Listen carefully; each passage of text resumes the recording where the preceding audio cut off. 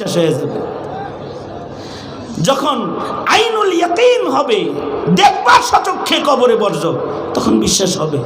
এখন তো ইলমুল ইয়াকিন, আলেমরা কয়, কোরআন হাদিস দিয়ে কয়, বিশ্বাস হয় না। আইনুল ইয়াকিন যেদিন হবে, আল্লাহ বলেন ওই দিন তোমাদের সব চোখের সামনে তোমরা দেখতে পাবে। আলহাকুমুত তাকাসুর হাত্তা যুরতুমুল মাকাবির কাল্লা সাউফা তা'লামুন সুম্মা কাল্লা সাউফা তা'লামুন কাল্লা লাউ তা'লামুনা ইলমাল ইয়াকিন লাতারাউন্নাল জাহিম সুম্মা লাতারাউন্নাহা আইনাল ইয়াকিন।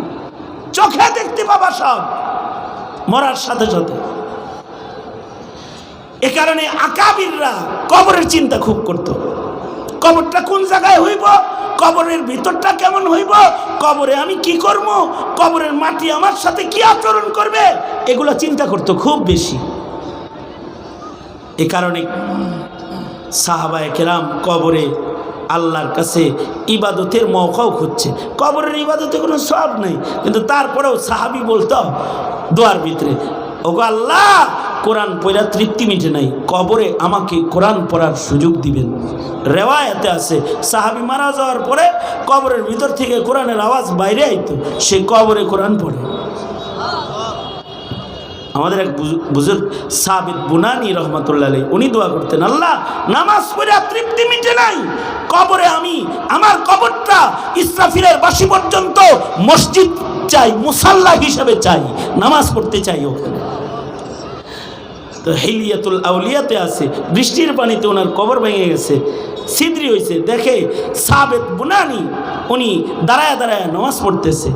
মালিক ইবনে দিনার রহমতুল্লাহ আলাইহি হাম আসর হাম ওমর বুজুর্গ ছিলেন, কবরে নামাজ পড়তেছে।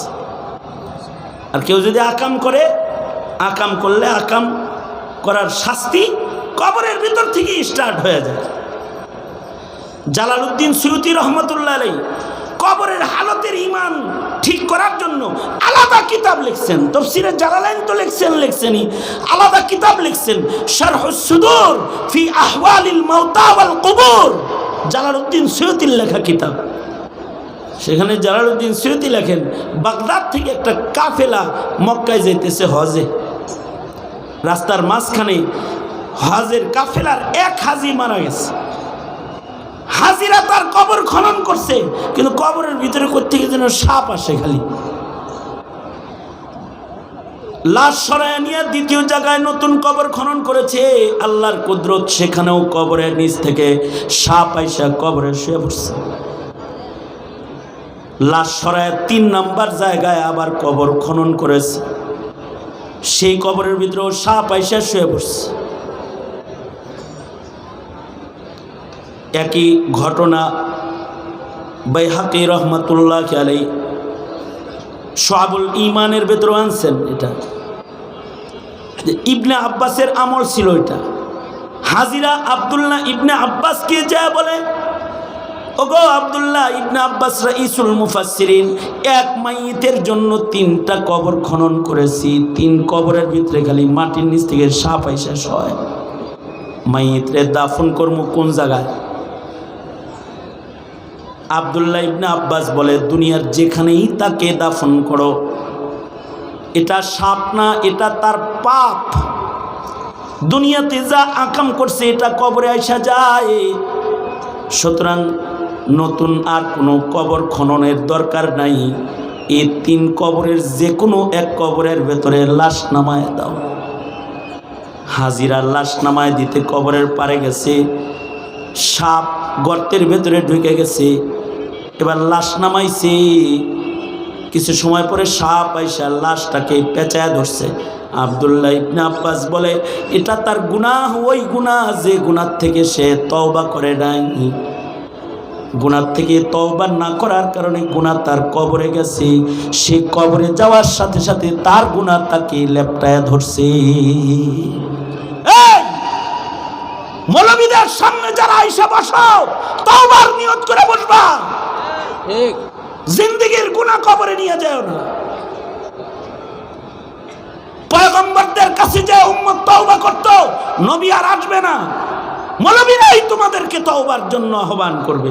যেখানে আলেম আসবে সেখানে মৌলবীর সামনে বসে তওবা করবা, বিনে বিনে কামবা, তোমার গুনাহ যেন তোমার কবরে চলে না যায়।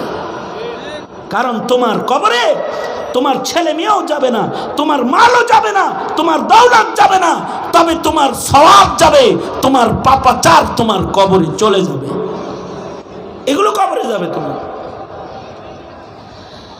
জালালউদ্দিন সুয়ুতী রহমতুল্লাহ আলাইহি আরেক হাজির কথা লিখছেন যে এই হাজিও রাস্তায় মরছে, হাজিরা তারে দাফন করবে, কোদাল নাই, কবর খনন করতে হইব না, কোদাল বেলচা এগুলো নাই। পাশে গ্রামে গেছে কোদাল আনতে, মহিলা একটা কোদাল দিয়ে ময়লা সাফ করে। হাজিরা কয় কোদালটা দিবেন, একটা মাইয়িত দাফন করব, নেন, কিন্তু শর্ত ওই মরুভূমিতে যায় আমি কোদাল আনতে পারবো না, বাড়ি দিয়ে যান। ঠিক আছে, যে কবর খনন করছে। সুয়ুতী রহমতুল্লাহ আলাইহি লেখেন, লাশ কবরে নামাইছে, দাফন শেষ করছে, কিন্তু ভুলে কোদাল কবরের ভিতরে রাখা আইছে। মাইয়িত তো দাফন করছে করছে, কোদালও দাফন করছে। কবরের পাশে দাঁড়ায়া এবার চিন্তা করে যে কোদাল যে দাফন করে এলাম, বেডিরে দিমু কি এখন? তো একজনে কয় মাটি সরা, কোদাল উড়া। মাটি সরাইতে কেবল মাটি সরাইছে, আর তাকায়া দেখে যে এই মাইয়িত রে মাটিতে চাপ দিয়ে ধরছে, আর সে চিৎকার করতেছে, আর তার হাত গলা কোদালের ভেতরে আগুনের রশি দিয়া বাঁধা হয়েছে। যে কোদাল আগুনের রশি দিয়া বাঁধা রাখছে, এটা উঠাইব কেমন? ভয়ে কবর বন্ধ করে দিয়া হাজিরা ওই মহিলার বাড়ি গেছে। বাড়িতে যায় বলে তোমার কোদালের দাম কত? এত। এই যে নাও, 4 গুণ দিয়ে গেলাম, কোনো কারণে কোদাল তোমাকে দিতে পারবো না। কেন দিতে পারবো না তা বলতে পারবো না। হজে চলে গেছে। হজ থেকে ফেরত এসে এই হাজির এই মাইয়িতের বউরে জিগাইতেছে, তোমার স্বামী রাস্তায় মারা গেল, কবরে রাখলাম, কিন্তু তার কবরে এই অবস্থা, এমনি এমনি এগুলো আমরা দেখছি, এটা কেন হলো? তুমি কি তার কোনো অপরাধ জানো? তো এর মাইয়িতের বিবি বলতেছে, ঠিক সে যে জুলুমটা করছে আল্লাহ তার সাথে সেই জুলুমটা করছে। কি জুলুম করছে? সে জুলুম করেছে হলো তার পার্টনারকে মরুভূমিতে নিজের হাতে হত্যা করে দাফন করছে। যে কোদাল দিয়ে দাফন করছে ওই কোদাল সুদ্ধা তার কবরের ভেতরে দাফন করে রেখাইছে। আল্লাহ তাআলা তার জুলমের সাজা যেমন করছে তেমন তাকে দান করেছে। যারা টেটা দিয়া মানুষ মারছ, বাইরে মানুষ মারছ, তোমাদের কবরে খালি কাফন যাবে না, যেরকম ডান্ডা দিয়া মানুষ মারছ ওইগুলোও যাবে। তওবা করো আল্লাহর কাছে, ওইগুলোও যাবে।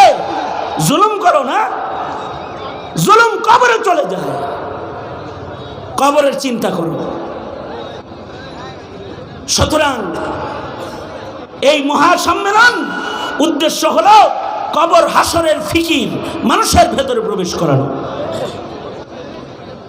সুতরাং আর গুনাহ করব না, ইনশাআল্লাহ বলেন, জোরে আওয়াজ করে বলেন ইনশাআল্লাহ, জোরে বলেন,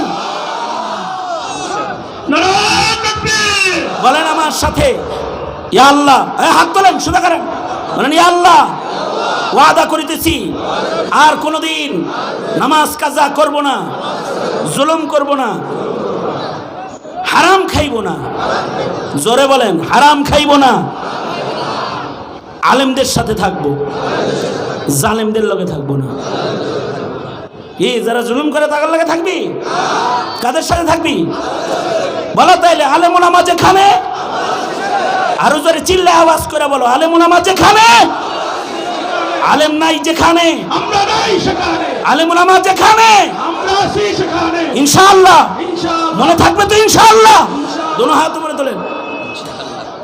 কালিয়াকৈর ওলামা পরিষদ এটা শুধুই মাত্র একটি মাহফিল করেই ক্ষান্ত না, এরা বহুমুখী সেবার কাজে নিজেদেরকে নিয়োজিত করে। তাদের একটি শক্তিশালী ফান্ড দুঃখী মানুষের সেবার কাজে ব্যয় হয়। আপনার সামান্য একটি সহযোগিতা